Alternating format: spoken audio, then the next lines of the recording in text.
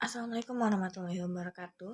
Perkenalkan, nama saya Mutia Faiza Amara dengan NIM 22882300066, dan kali ini saya akan mereview presentasi kelompok dari kelompok 2 dan kelompok 3 dan kelompok 4, yang dimana di kelompok 3 ini menjelaskan tentang identitas nasional, dan untuk kelompok 4 ini membahas tentang integrasi nasional dan pluralitas. Nah, mungkin kita masuk ke yang kelompok 3 terlebih dahulu, di mana menjelaskan tentang identitas nasional yang dapat dipahami sebagai keseluruhan ciri khas, karakter, nilai, dan jati diri yang melekat pada suatu bangsa, sehingga pada akhirnya mampu membedakan dari bangsa lain.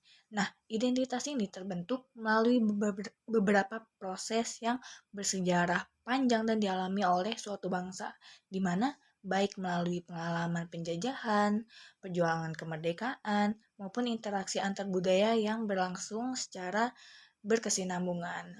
Lalu dengan hasil-hasil perjuangan yang bersejarah tersebut, terbentuklah identitas nasional yang tidak lahir secara tiba-tiba, melainkan merupakan hasil akumulasi nilai-nilai budaya, norma sosial, serta tradisi yang diwariskan dari generasi ke generasi yang disepakati bersama sebagai landasan dalam kehidupan berbangsa dan bernegara.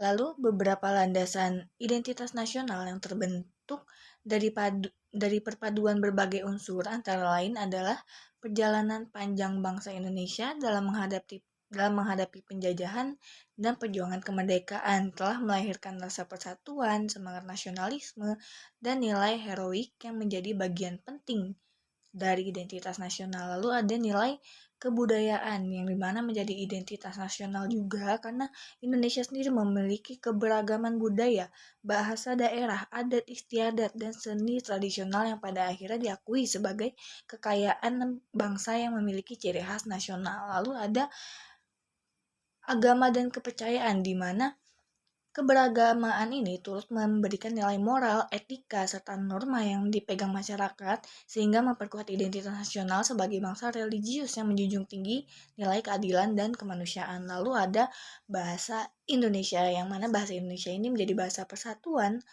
Lalu salah satu elemen paling penting yang menyatukan keberagaman etnis, bahasa daerah, serta kelompok sosial di Indonesia itu merupakan salah satu penjelasan dari kelompok 3 yang membahas tentang identitas nasional. Lalu ada kelompok 4 yang membahas tentang integrasi nasional dan pluralitas, di mana di Indonesia ini adalah negara yang beragaman budaya, etnis, agama, bahasa, adat istiadat. Nah, keberagaman ini tuh justru menjadi kekayaan sekaligus tantangan dalam mewujudkan integrasi nasional.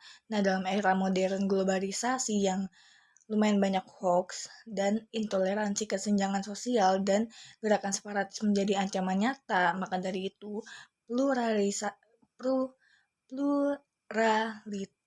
harus dipandang sebagai hukum adil, kekuatan dengan memperkuat pendidikan karakter, toleransi, penegak hukum adil, pemerataan bangunan, serta komitmen bersama menjaga persatuan bangsa. Lalu ada strategi dalam menjaga persatuan dan dalam keberagaman. Yang pertama itu memperkuat ideologi Pancasila sebagai pemersatu bangsa. Kedua itu ada mewujudkan keadilan sosial ekonomi. Ketiga ada mengedepankan dialog dan kerjasama untuk lintas kelompok masyarakat. Lalu yang keempat, memperkuat identitas nasional lewat pendidikan dan budaya. Yang kelima ada meningkatkan kontribusi lembaga pemerintah dan masyarakat sipil. Lalu tidak hanya itu juga, di sini juga menjelaskan tentang integrasi nasional di era modern, yang dimana menjelaskan tentang globalisasi mengikis identitas nasional, lalu teknologi digital memicu polarisasi dan hoax, dimana yang ketiga pun juga kesenjangan sosial ekonomi menimbulkan ketidakadilan, lalu politik identitas memperkuat perpecahan. Nah, itu adalah tantangan dan kelebihan yang ada di Indonesia, di mana Indonesia ini adalah negara yang memiliki banyak perbedaan. Itu menjadi salah satu kekayaan Indonesia sendiri, pun juga bisa menjadi suatu tantangan di Indonesia, sehingga Indonesia ini harus bisa mempersatukan mempersatukan perbedaan yang ada di Indonesia agar tidak terjadinya perpecahan di suatu hari nanti. Mungkin itu saja yang bisa saya sampaikan terkait penjelasan dari kelompok 3 dan 4. Kurang lebihnya saya mohon maaf. Wassalamualaikum warahmatullahi wabarakatuh.